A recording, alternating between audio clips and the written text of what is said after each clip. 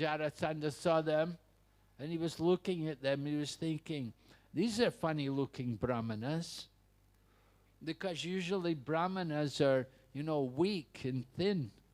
And there's Bhima, you know, huge, giant, very strong, you know. And Arjuna is also Kshatriya, Maharati.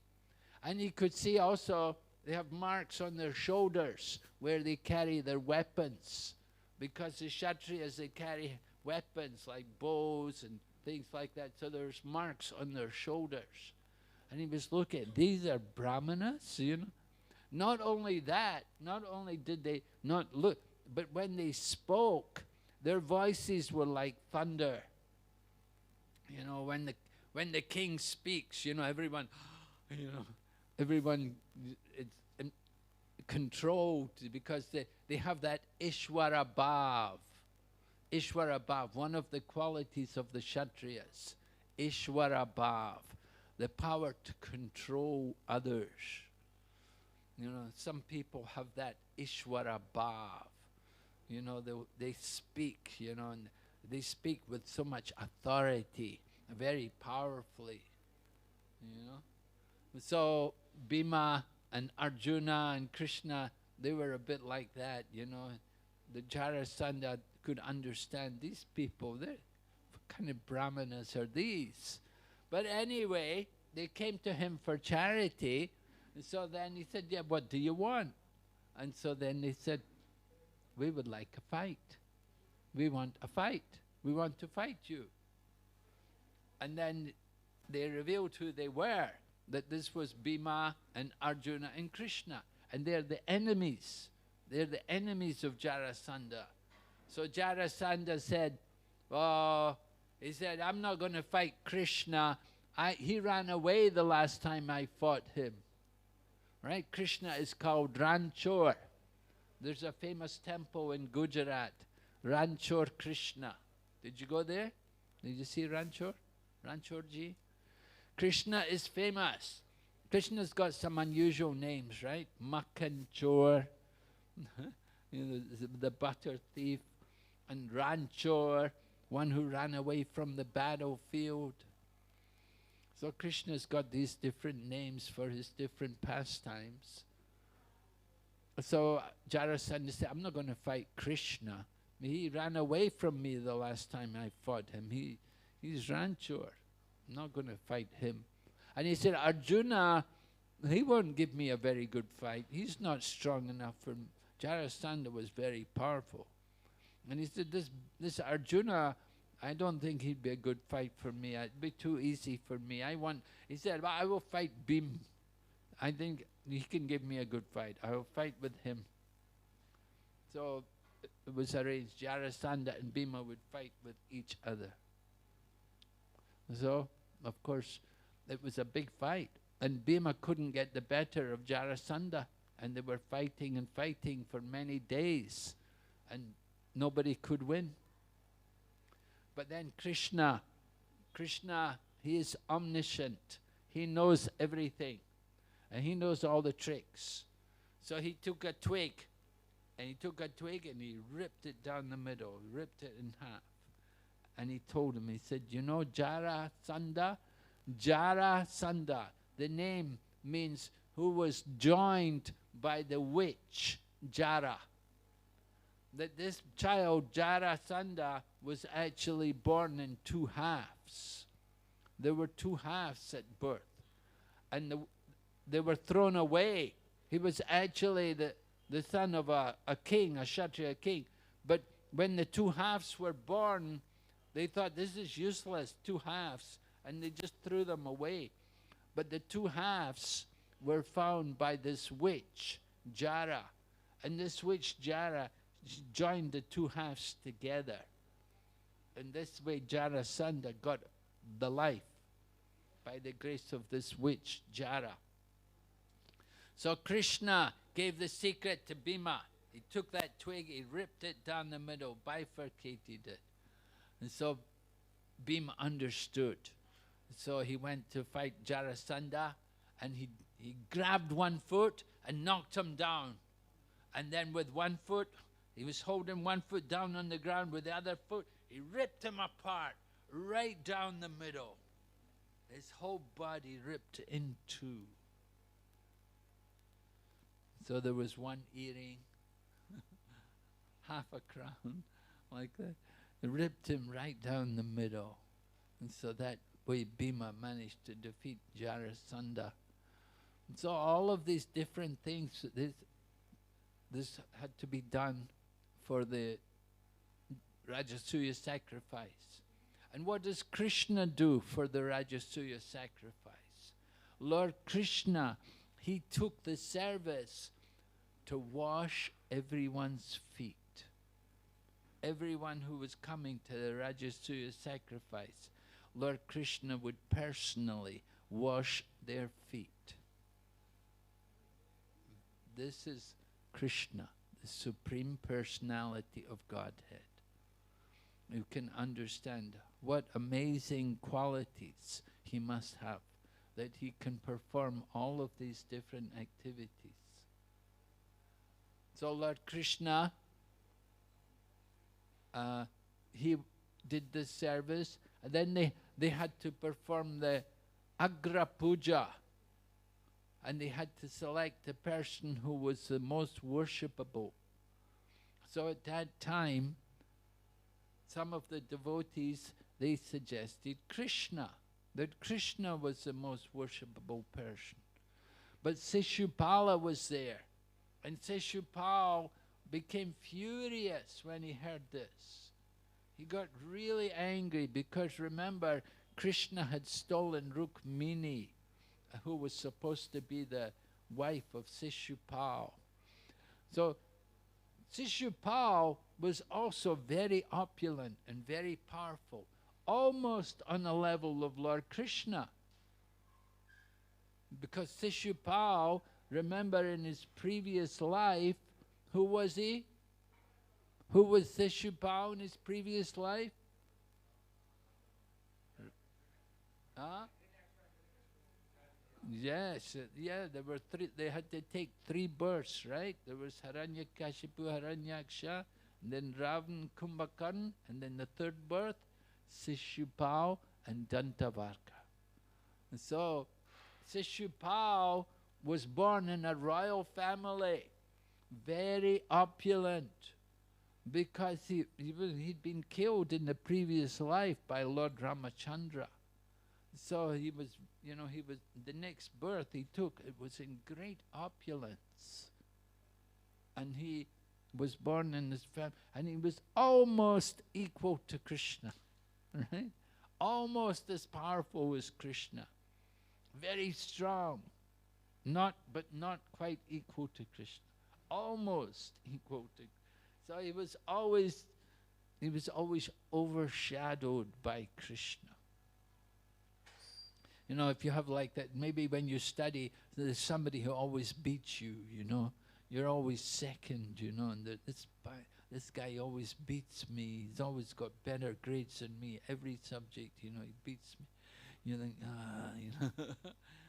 you get this person, you can never beat him. So Sishupal was like that. He could never defeat Krishna.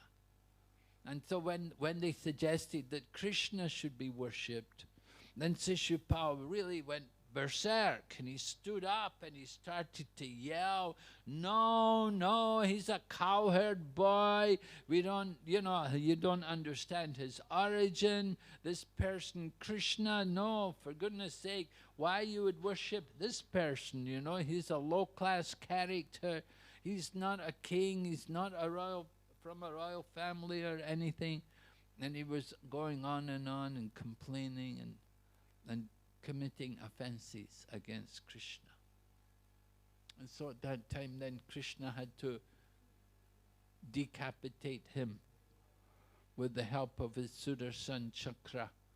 Krishna removed the head of Sishupal. And then after that, then it was possible only to do the Rajasuya Yagya. So because Maharaj Yudhisthira did these yagyas, so he enjoyed great opulence.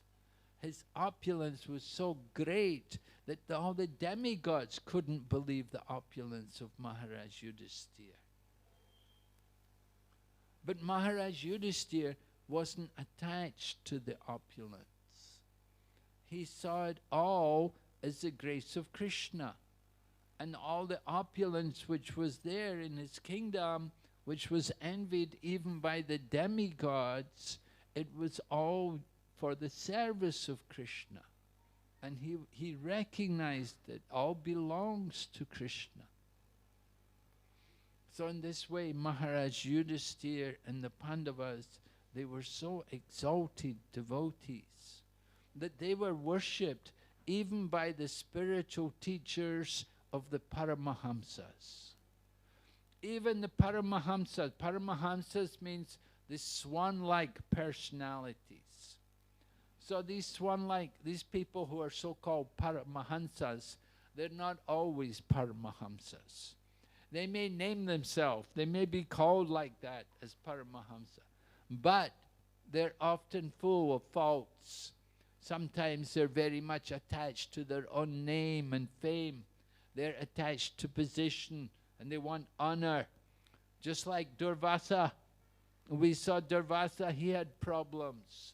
Although Durvasa was very powerful, he was a sannyasi, he was a guru, he had many disciples. Everyone feared him. So Durvasa got envious of Maharaj Ambarish. Maharaj Ambarish was the king. And Durvasa Muni thought, why everybody respects him?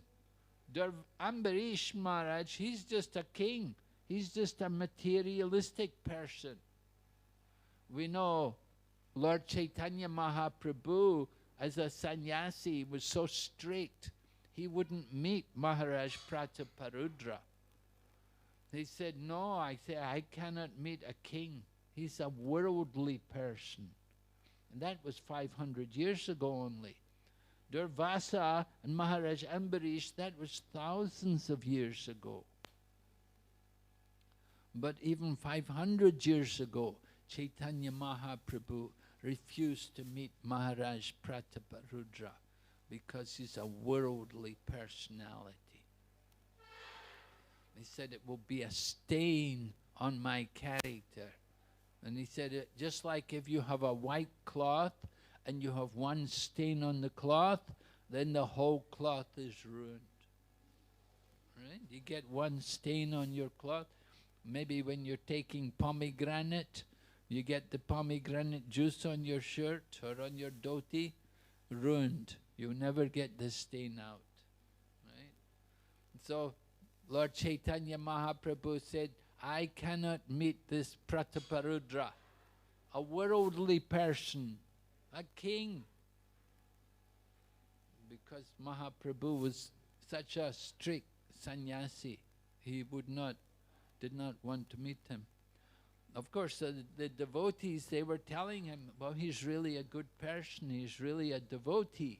He may be a king, but he's really a devotee. And when Maharaj Prataparudra heard that Lord Chaitanya wouldn't meet him, Maharaj Prataparudra is ready to give up the kingdom. And he's ready to go and just become like a gypsy. And put an ivory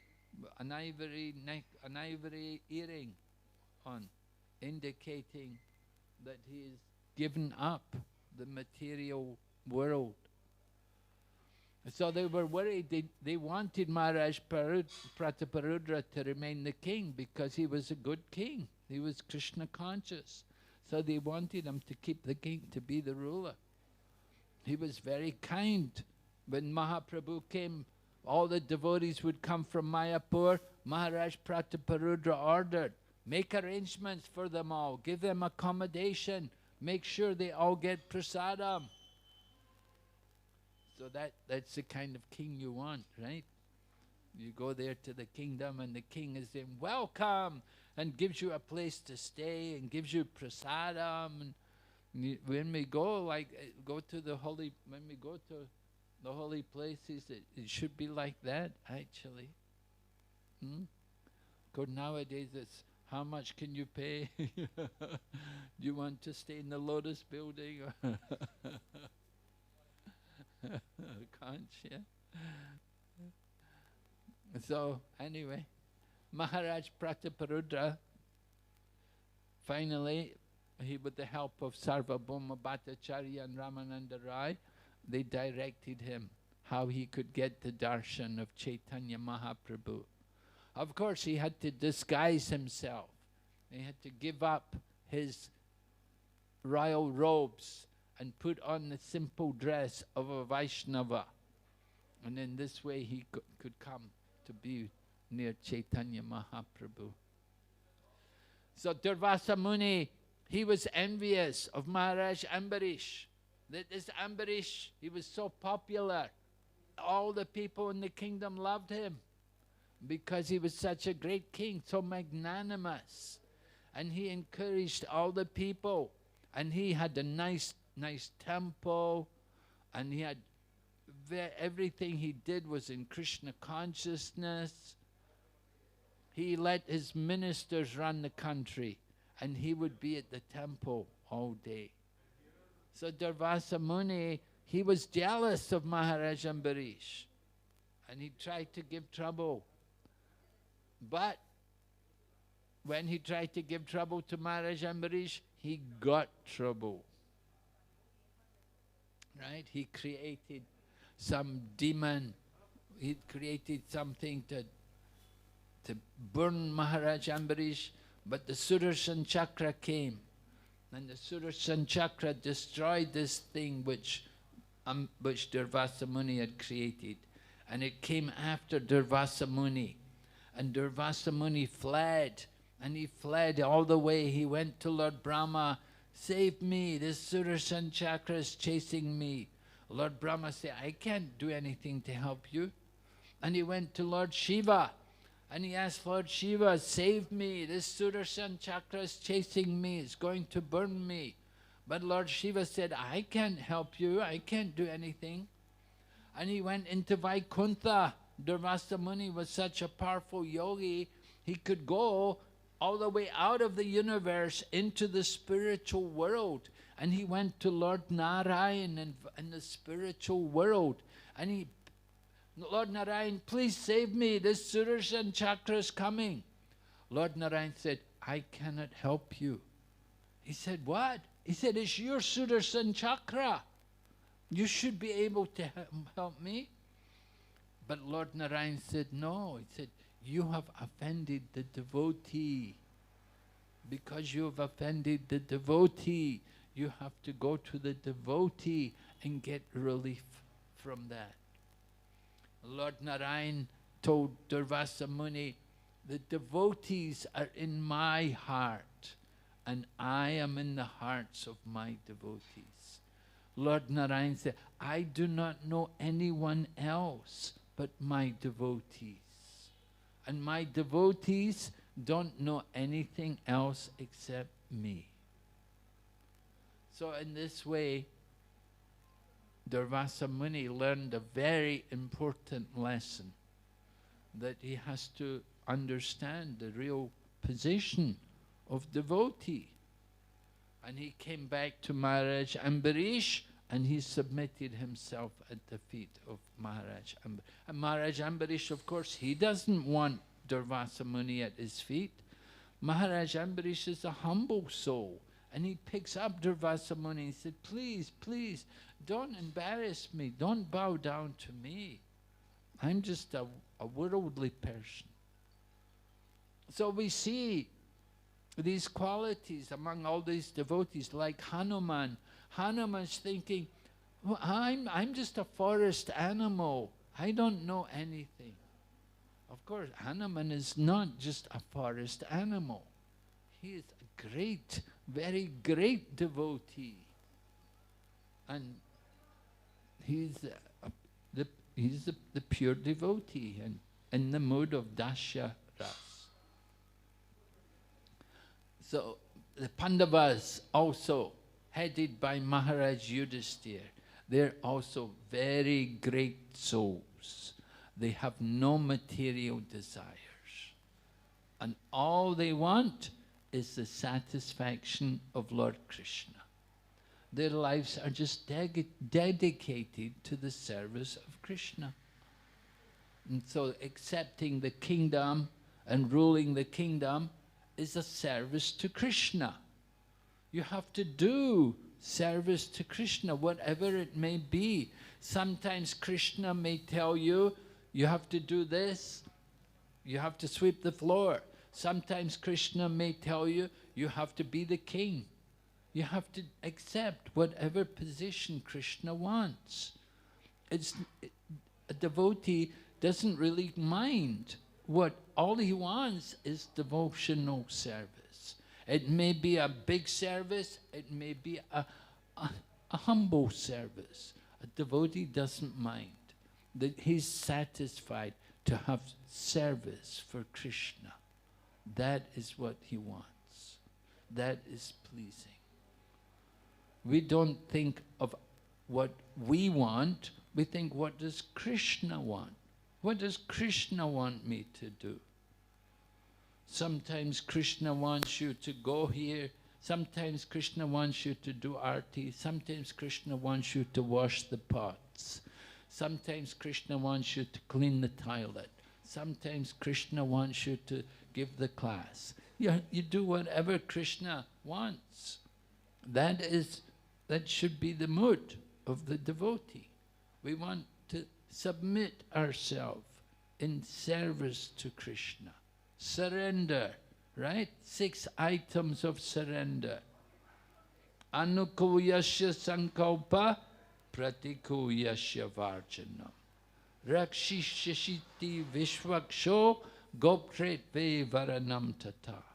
Atmanikshema karpanye sadvina sharanagati. So sharanagati, surrender to Krishna, means accepting everything favorable for devotional service and giving up whatever is not favorable to Krishna. Knowing that only Krishna can maintain us and knowing that only Krishna can protect us. Having no desire other than the desire of Krishna and always feeling oneself meek and humble. Atmanikshema karpanye. These are the characteristics of surrender. And the Pandavas, they show that. Hanuman, he shows that. Narada, he shows. They're all great devotees. And their business is devotional service. Life after life. Birth after birth. They don't want anything else but service to Krishna. Why? Because it's so satisfying. Nothing else satisfies the soul but service to Krishna. People dream, I want to be the manager of the multinational corporation. I want to be the CEO. I want to be the whatever, big positions. It will not satisfy them. There is no happiness in the material world. Try to understand. Real happiness is not satisfying the mind and senses. Real happiness is to satisfy the soul. Our soul is satisfied when we are properly situated in service to Krishna. Kolaveka Sridhar was a very poor man, but he was very happy. He was very satisfied. He was satisfied. His income was very small. He had a few banana trees, and whatever income he could get by selling whatever grew from his banana trees, he would always use 50% to worship Mother Ganga. This is the principle, 50% for the worship of Krishna. So Kulavika Sridhar, his home was dilapidated. You know, it was broken down, holes in the roof, and so on. And his cloth was not new, it was old cloth. And even he had a pot. His pot was iron. It was not copper or steel. It was a simple old iron pot. When Lord Chaitanya came back from the Chankasi, Lord Chaitanya came back with all the devotees. They came past Sridhar's house. And Lord Chaitanya went to Sridhar's house and he got that pot and he drank the water. And Kulavika Sridhar was upset. No, no, please, don't, no, please. He didn't want Lord Chaitanya to drink the water from his old rusty iron pot. But Lord Chaitanya drank it and said, oh, nectar. Kulavika Sridhar said, I am ruined. Kulavika Sridhar considered himself to be an offender because Lord Chaitanya was drinking water from such an old pot. You know, naturally, Krishna comes, you want to give the best. You want to at least give a nice pot. But Lord Chaitanya took this old pot of Sridhar's and drank the water.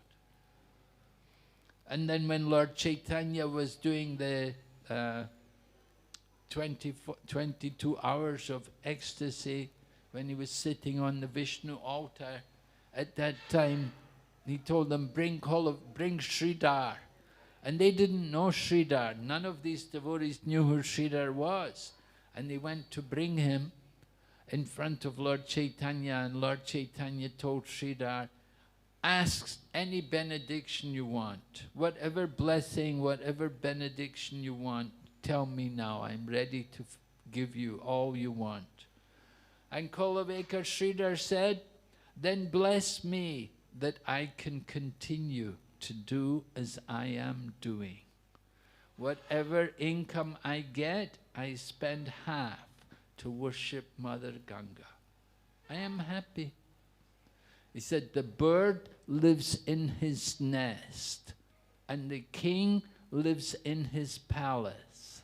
Everyone is suffering and enjoying according to their past deeds. Why I should change anything? Just let me continue as I'm doing. So Kulavika Sridhar, such a nice example of the devotee, was very dear to Lord Chaitanya Mahaprabhu. So similarly, the Pandavas and Maharaj Yudhisthira, they're so dear to Lord Krishna because they're fully devoted to Krishna. Any questions? Comment?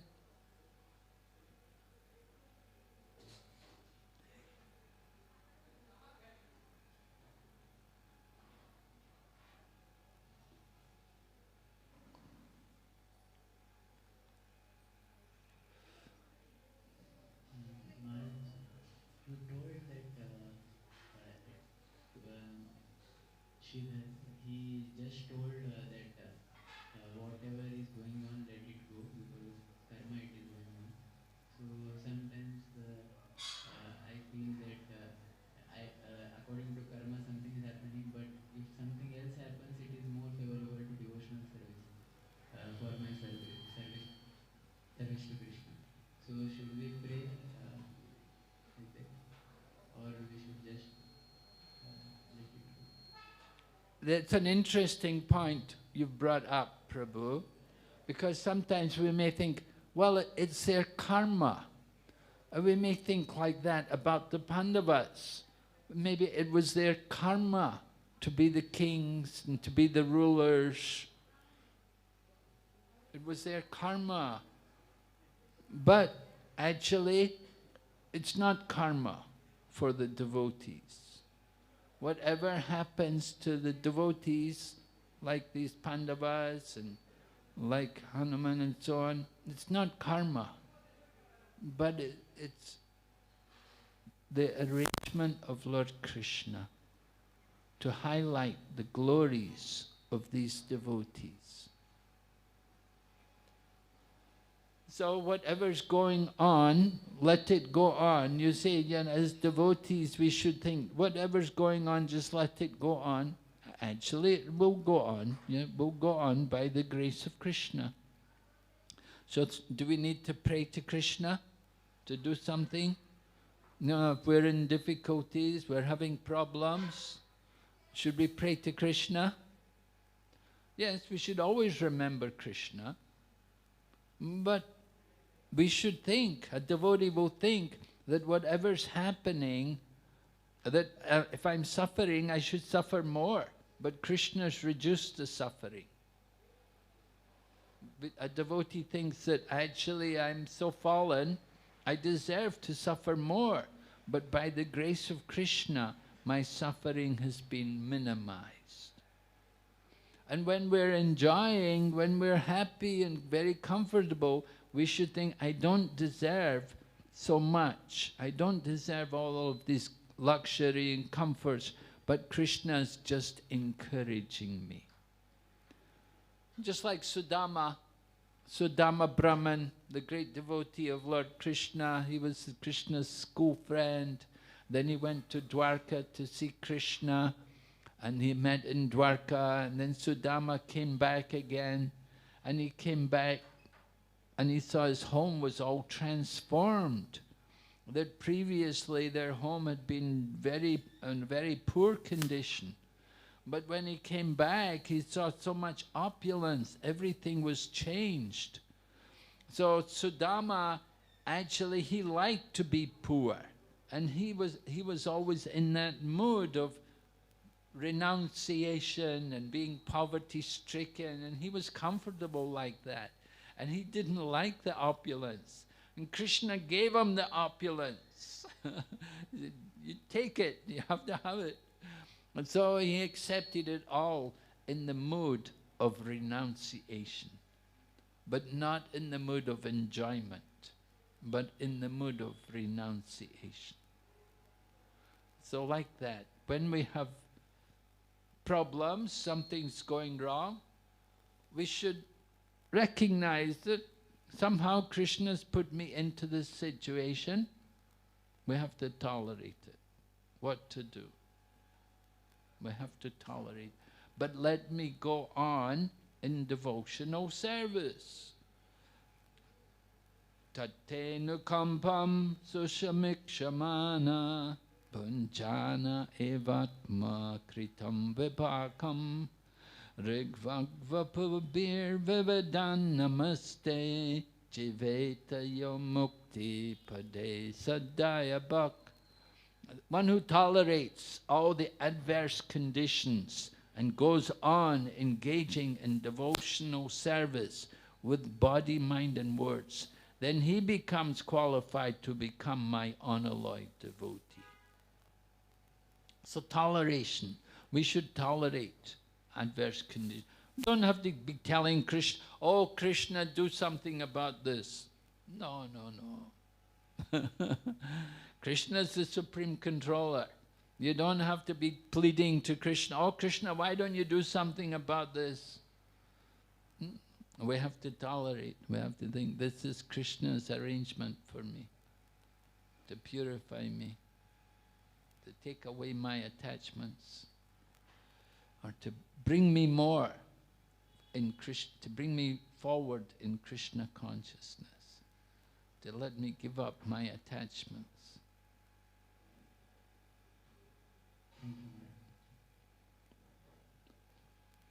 Everybody, many people offer prayers, and they're offering prayers. Usually they have a big list of what they want. So Krishna hears these prayers, but he hears these prayers every day. So many people will come and offer these kind of prayers. But he's more attracted to hear the prayers of the pure devotees. When the pure devotees offer prayers, then it's more meaningful to him, he's more appreciative of that. So we should try to pray and cultivate that mood of the pure devotees. Of course, you could say, is it imitating? Well, imitation of a good thing is required. Imitation of a good thing is required. Maybe you could say it's imitation, but it's a good thing. We should imitate the good things.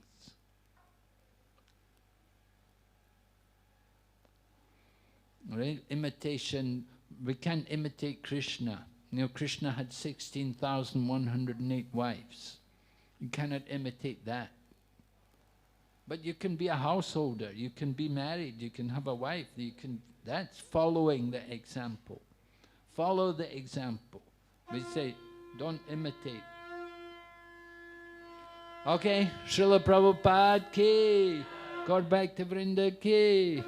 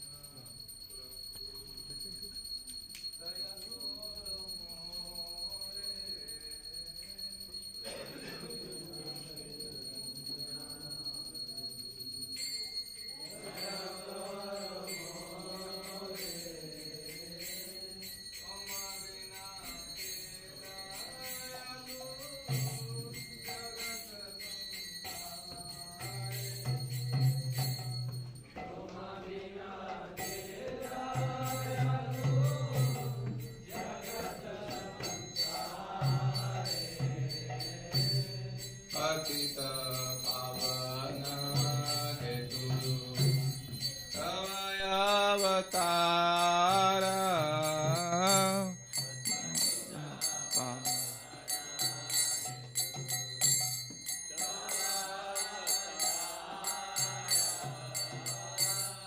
मौसमा पतिता प्रभु न पैबे are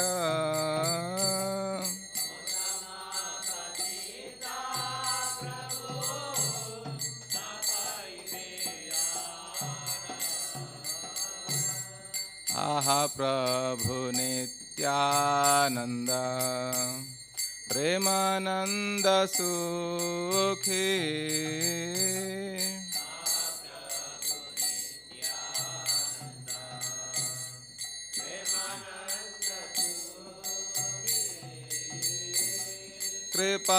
कृपावलोकन करो yummy बड़ दुखी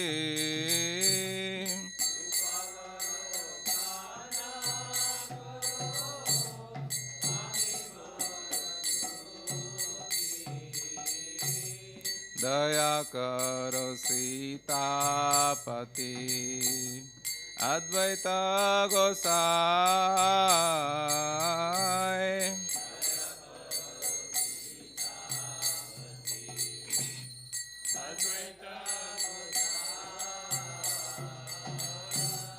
तव कृपा बले पाय चैतन्य निताय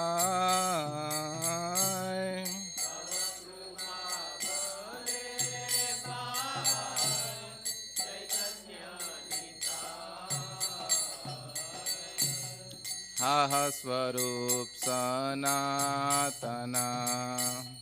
रूप रघुनाथ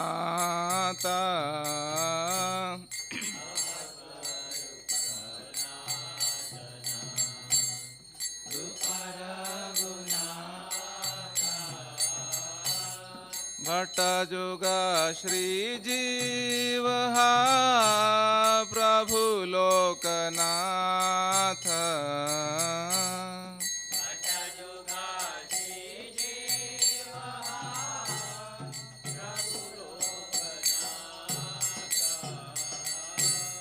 दया करो श्री आचार्य प्रभु श्रीनिवास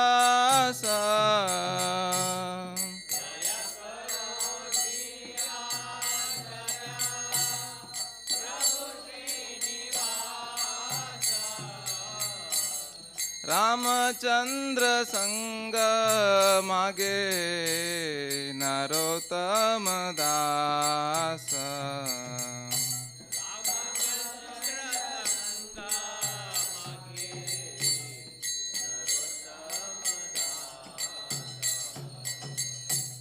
श्री कृष्ण चैतन्य प्रभु दया करो मोरे तुम बिना के दयालु जगत संसारे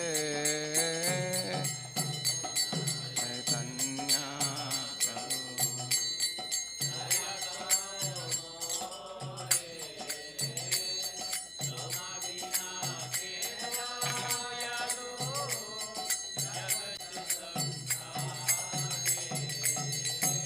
जय गौरानिताय जय गौरानिताय जय गौरानिताय जय गौरानिताय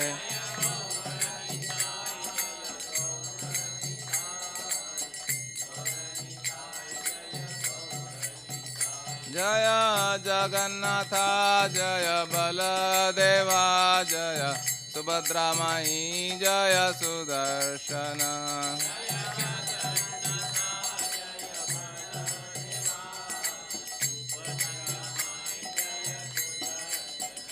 जय लक्ष्मी नरसिंह जय अनंत देव लक्ष्मी नरसिंह जय अनंत देव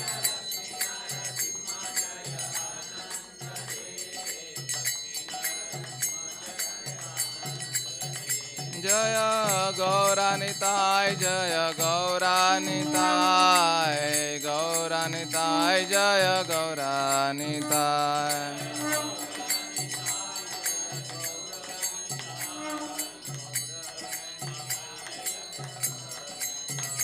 जय जय प्रभुपाद प्रभुपाद प्रभुपाद प्रभुपाद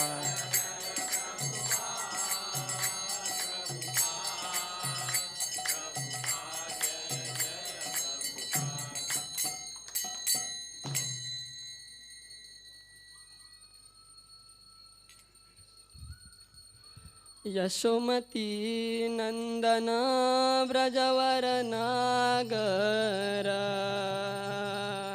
यशोमती नंदन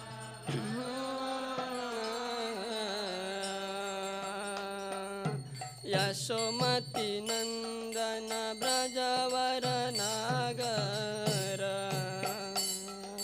यशोमती नंदन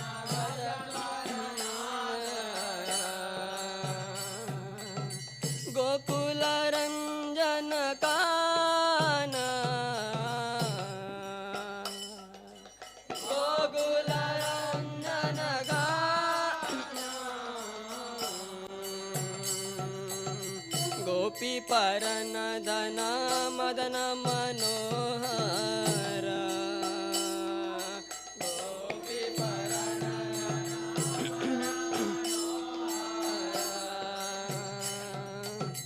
कालिया दमन विधान कालिया दमन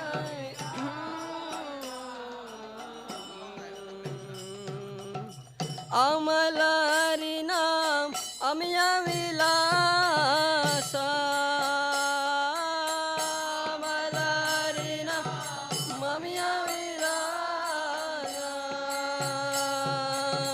विपिन पुरंदर नवीन नगर बोरा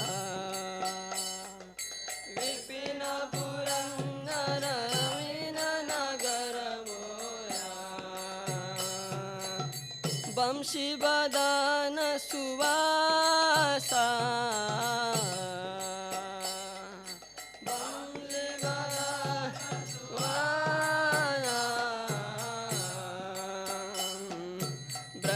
जन पालन असुर कुल नाशन भज जन पालन असुर नंद गोदन रखवाला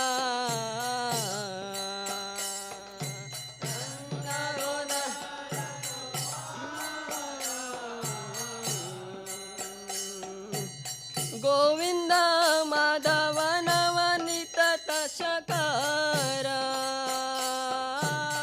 गोविंद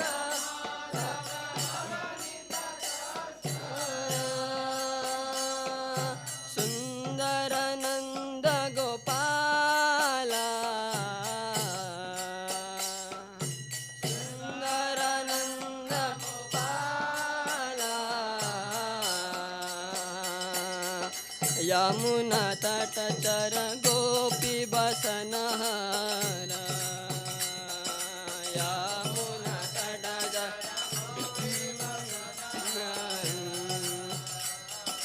रास रसिक कृपा मोया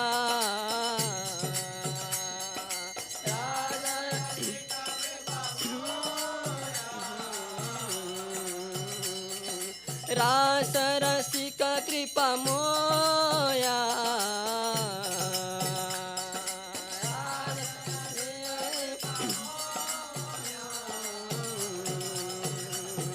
श्री राधा वल्लभ वृंदावन नटवर श्री राधा वल्लभ वृंदावन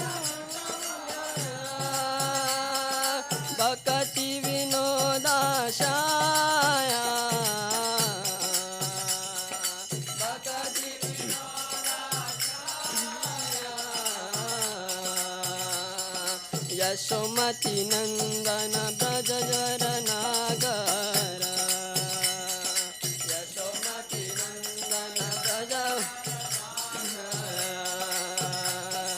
हरे कृष्णा कृष्णा कृष्णा हरे हरे हरे राम राम राम हरे हरे हरे कृष्णा हरे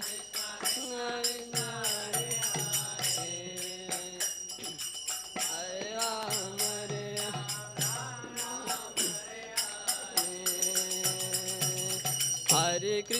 हरे कृष्णा कृष्णा कृष्णा हरे हरे हरे राम राम राम हरे हरे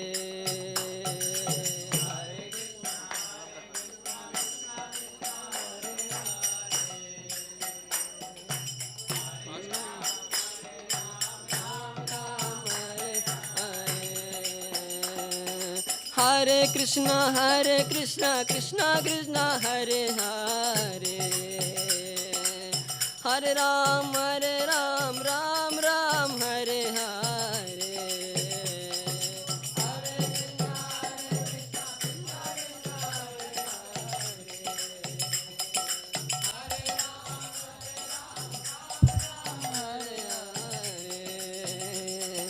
हरे कृष्णा कृष्णा कृष्णा हरे हरे हरे राम राम राम हरे हरे हरे कृष्णा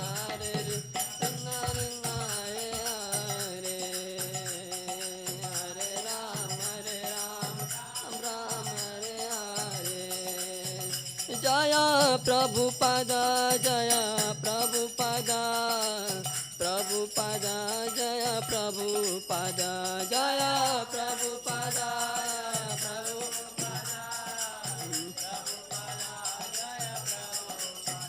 जय जय प्रभुपाद प्रभुपाद प्रभुपाद जय जय